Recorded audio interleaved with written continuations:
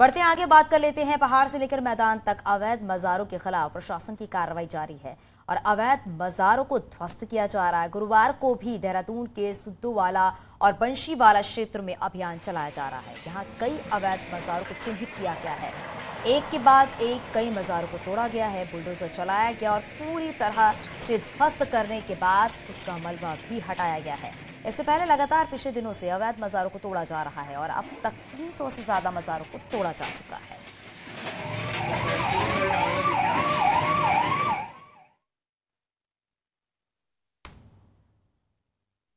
सरकारी जमीन पर अवैध रूप से बनाई गई करीब 300 मजारों को ढहा दिया गया है, लेकिन इन मजारों का कोई वारिस सामने नहीं आया। तो आखिर ये मजारें बनाई किसने? अब सवाल उठ रहा है कि इतने बड़े पैमाने पर मजारों का निर्माण कहीं कोई सोची समझी साजिश तो नहीं, लिहाजा अब इसकी पड़ताल भी शुरू हो गई है। देखिए रिपोर्ट।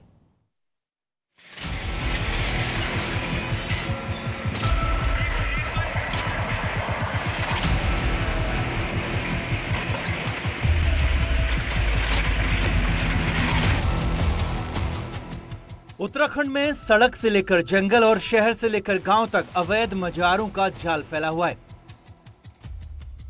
सीएम धामी के निर्देश पर जांच शुरू हुई तो 1000 से ज्यादा ऐसी अवैध मजार पाई गई। अब इन पर बुलडोजर चल रहा है।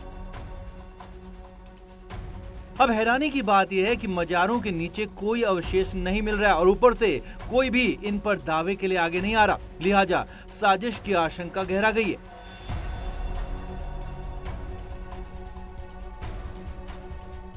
जितने भी ऐसी अवस्थापना अवैध अतिक्रमण हटाया गया है, इसमें कोई भी व्यक्ति द्वारा जो है दावा नहीं किया गया है कि वो उनके द्वारा क्यों बनाया गया है, कब बनाया गया है करके। कुछ वर्गों का कब्जा करने का भी एक अभियान है और साथ ही साथ जो है कि उत्तराखंड में जो उत्तराखंड देवभूमि के नाम से जाना जाता है, हम इसको देवभूमि मानते हैं, लेकिन उस जो हमारा जो परंपरा संस्कृति है उसको भी कहीं डिस्टर्ब करने का कुछ लोगों का एक सुनियोजित ये कार्यक्रम मुझे लगता है। सवाल यही है कि आखिर इतनी बड़ी संख्या में बड़ी बड़ी अवैध मजार अचानक कैसे और किसने बना दी? इन मजारों के खादिम कौन थे और अब वो कहां गए? अब इसके पीछे की सीक्रेट जांच भी शुरू हो गई है। जहां पे भी जरूरत पड़ेगी वहां पे कई ऐसी बात आ रही है कि एंटी नेशनल एक्टिविटी या ऐसे भी बात आती है तो फिर उसके पीछे हमारा पूरा का पूरा जांच पड़ताल की जाएगी। अब तक 300 से ज्यादा अवैध मजारों के अलावा 31 मंदिर जो अवैध रूप से बने थे उन्हें भी ढहा दिया गया है। मगर सबसे बड़ा सवाल अवैध मजारों पर ही है, क्योंकि उनका कोई नाम लेवा अब सामने आ नहीं रहा। देहरादून से सत्येंद्र के साथ सुनील नवप्रभात की रिपोर्ट।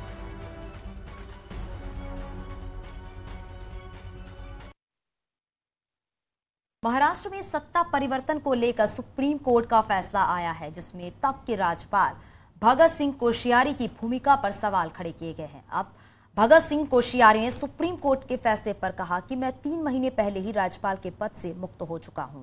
इस मामले में सुप्रीम कोर्ट ने अपना फैसला दिया है और इस फैसले पर जो कानूनविद ही अपनी राय व्यक्त कर सकते हैं। मैं कानून का विद्यार्थी नहीं हूं, मैं संसदीय और विधायी परंपरा जानता हूं। उस समय मैंने जो फैसला लिया सोच समझ कर लिया। यदि किसी का इस्तीफा मेरे पास आया तो मैं क्या उसे इस्तीफा देने से मना कर देता? और जो मसला सुप्रीम कोर्ट में था उस मसले पर सुप्रीम कोर्ट ने अपना निर्णय दे दिया है। उस निर्णय पर जो कानूनविद हैं वही अपनी राय व्यक्त करेंगे। मुझे नहीं लगता कि मैं चूंकि कानून का विद्यार्थी हूँ नहीं, मैं केवल संसदीय परंपराएं जानता हूँ और विधायी परंपराएं जानता हूँ। उस हिसाब से मैंने जिस समय जो भी कदम लिए सोच समझ के लिए, और जब किसी का इस्तीफा मेरे पास आ गया तो मैं क्या कहता, तुम मत दो इस्तीफा। लेकिन आपके अधिकार गलत थे ऐसे बताया सर कोर्ट ने। अब जब सुप्रीम कोर्ट ने कुछ कह दिया है तो आप लोग का काम है कि सुप्रीम कोर्ट ने सही कहा गलत कहा उस पर व्याख्या करना, विवेचना करना, ये एनालिसिस का काम है, ये मेरा काम नहीं है।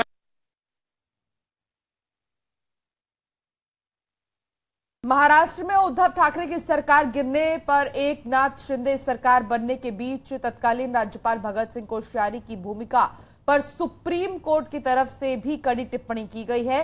कोर्ट ने राज्यपाल कोश्यारी की भूमिका को गलत करार दिया है। ऐसे में बीजेपी के नेता अब भगत दा के बचाव में आ गए हैं। केंद्र में राज्य मंत्री और उत्तराखंड बीजेपी के पूर्व प्रदेश अध्यक्ष जय भट्ट ने कोश्यारी को एक समझदार और लोकतंत्र में विश्वास करने वाला नेता करार दिया है।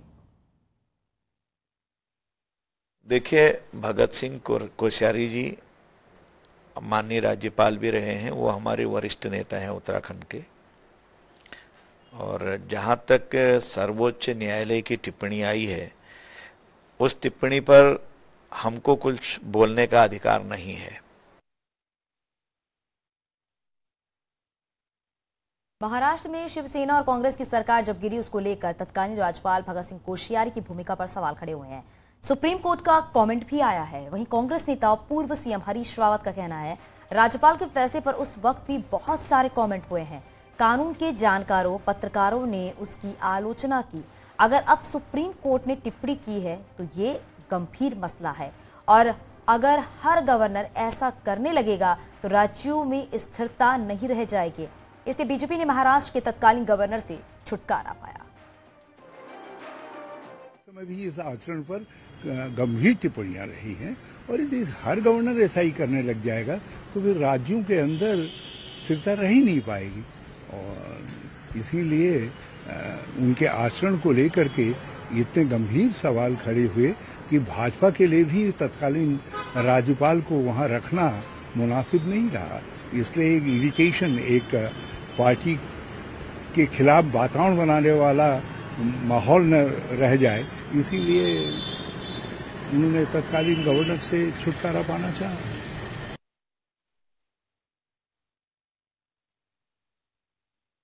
साल 2023 को मिलेट वर्ष यानी कि मोटे अनाज के साल के तौर पर मनाया जा रहा है।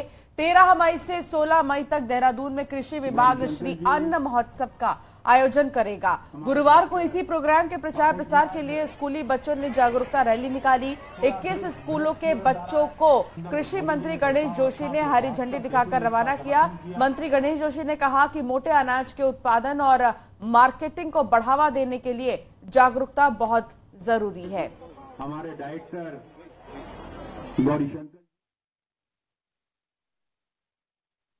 उसको साकार करते हुए हम जो हमारा संकल्प है कि 2025 में जब हमारा राज्य 25 साल का होगा, हम अपने मिलेट्स के उत्पाद को दुगना करेंगे, उस दिशा में हम काम कर रहे हैं। और आज करीब 2,500-3 हजार स्कूल के बच्चों की एक रैली, एक जागरूकता रैली हमने निकाली है, जिसमें उन बच्चों ने प्रतिभाग किया है। उनके हाथों में श्री अन्न की तख्तियां। पिथौरागढ़ से खबर मिल रही है, यहां पर गंगोली हाट के जाखनी उप्रेती गांव में गुलदार ने बच्ची पर हमला कर दिया। मासूम बच्ची पर गुलदार ने हमला किया है। घर के पास से ही गुलदार बच्ची को उठाकर ले गया। हालांकि घर वालों के हल्ला मचाने के बाद गुलदार ने बच्ची को छोड़ दिया और उसके बाद बच्ची का फिलहाल इलाज चल रहा है। उत्तरकाशी के स्यूणा गांव में हर दिन स्कूली बच्चे और ग्रामीण जान जोखिम में डालकर लकड़ी के पुल को पार करने के लिए मजबूर है। भागीरथी नदी पर बल्लियों के सहारे बनाए गए इस पुल पर सफर करना किसी खतरे से कम नहीं है, लेकिन इस पुल से सफर करना ग्रामीणों की मजबूरी बन गई है। नदी का जल भी हर दिन बढ़ रहा है। ऐसे में यहाँ सफर करना बेहद खतरनाक है। स्यूणा गांव जिला मुख्यालय से सिर्फ 4 किलोमीटर की दूरी पर है। और आप ये तस्वीर देखिए, इसमें देखा जा सकता है भागीरथी नदी है ये, और इसके ऊपर एक लकड़ी का पुल बना है जिसको पार करने के लिए मजबूर है। जब बरसात का मौसम आता है तो पानी बहुत भर जाता है, तब हम ट्रॉली से जाते हैं तो ट्रॉली बहुत किस्म के बहुत हार्ड होती है। लकड़ियाँ हैं हमारे, उसमें पाँव फंस जाते हैं तो हमें इससे चोट लगती है। जो ये नीचे जो ये पानी आ रहा है इसमें हमें बहुत डर लगती है। देश के पहले सीडीएस जनरल बिपिन रावत के पैतृक गांव सैंड में शहीद बिपिन रावत की प्रतिमा लगाई जाएगी। इसके साथ ही गांव में भगवान पशुपतिनाथ का मंदिर भी बनाया जाएगा। पौड़ी जनपद के द्वारी खाल ब्लॉक में जनरल बिपिन रावत का पैतृक गांव है। उनकी याद में उनके पैतृक गांव में पशुपतिनाथ का मंदिर जिसकी स्थापना की जाएगी और इसके साथ ही उनकी प्रतिमा बनाई जाएगी। ये पैतृक गांव में उनकी प्रतिमा और मंदिर का भूमि पूजन भी किया गया है।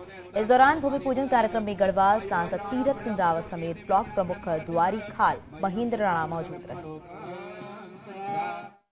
नाथ जी का जब मंदिर तैयार हो जाएगा तो हमारे 5वें धाम के 4 धाम हमारे प्रदेश में है, 5वें धाम के नाम से पशुपतिनाथ जी के नाम से जाना जाएगा और एक हमारे ब्लॉक को एक नई पहचान मिलेगी और पर्यटन की दृष्टि से CDS बिपिन रावत जी के नाम से हमारे द्वारिखाल को पहचाना जाएगा। हरिद्वार में सैकड़ों होटल बिना रजिस्ट्रेशंस के चल रहे हैं। यहां कारोबार कर रहे ज्यादातर होटल के पास ना फायर सेफ्टी की NOC है और कई लोगों के पास GST रजिस्ट्रेशंस भी नहीं है।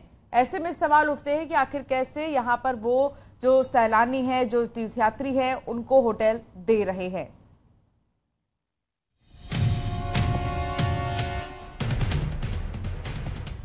धर्मनगरी हरिद्वार में श्रद्धालुओं के लिए बड़ी तादाद में बड़े और छोटे होटल हैं, लेकिन यहाँ के ज्यादातर होटल मानकों को दरकिनार कर कारोबार कर रहे हैं। 12 मीटर से नीचे की जो बिल्डिंग है उसको अग्निशमन विभाग की NOC नहीं चाहिए, लेकिन आज भी पर्यटन विभाग की वेबसाइट जिस पर ये रजिस्ट्रेशन होता है वो आज भी अग्निशमन विभाग की NOC के बिना रजिस्ट्रेशन को मान्य नहीं कर रही है। फायर की NOC के लिए बहुत सारी कंडीशंस हैं, NGT के लिए बहुत सारी कंडीशन है, तो उस चीज को मतलब हम मद्देनजर रखते हुए थोड़ा गवर्नमेंट से रिक्वेस्ट करना चाह रहे हैं कि उस पैरामीटर्स को थोड़ा रिलैक्सेशन दें ताकि हम सारे डॉक्यूमेंट्स पूरे करें। इनमें से कई होटल बिना रजिस्ट्रेशन के चल रहे हैं, जिससे न सिर्फ यात्रियों की सुरक्षा को खतरा है बल्कि सरकार को भी करोड़ों के राजस्व का नुकसान होता है। होटल कारोबारी सरकारी नियमों में ढील देने की मांग कर रहे हैं और कई बार होटल एसोसिएशन ने, होटलरिया ने, हमारे सचिव साहब के स्तर से ये भी वार्ता हुई है कि भाई इनका अगर वन टाइम सेटलमेंट करके इनकी कोई व्यवस्था की जाए तो हमारे लगभग सभी होटल का पंजीकरण किया जा सकता है। जिला पर्यटन अधिकारी का कहना है कि शासन और होटल कारोबारियों के बीच वन टाइम सेटलमेंट को लेकर चर्चा हुई है। भविष्य में OTS के तहत होटलों को रजिस्टर कराया जा सकता है। पर्यटन विभाग के मुताबिक हरिद्वार में सिर्फ 133 होटल मानकों के मुताबिक चल रहे हैं, जबकि सरायक के तहत रजिस्टर्ड 380 होटल फायर NOC और नक्शा पास न होने की वजह से अभी तक रजिस्टर्ड नहीं हो पाए हैं। न्यूज़ 18 के लिए हरिद्वार से पुलकित शुक्ला की रिपोर्ट।